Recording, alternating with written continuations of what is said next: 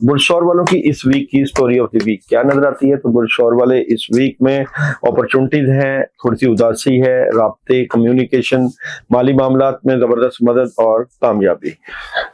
आप लोगों की इस वीक की एनर्जी क्या नजर आती है? तो बुलशौर वालों की इस वीक की एनर्जी की बात करें तो आपको रूहानियत से हेल्प लेनी चाहिए, लेकिन हासदीन मामलात खराब करेंगे, डिस्टर्बेंस पैदा होगी और कहीं ना कहीं आपके स्टार की पोजीशन में डिस्टर्बेंस मौजूद है, एहतियात करिएगा।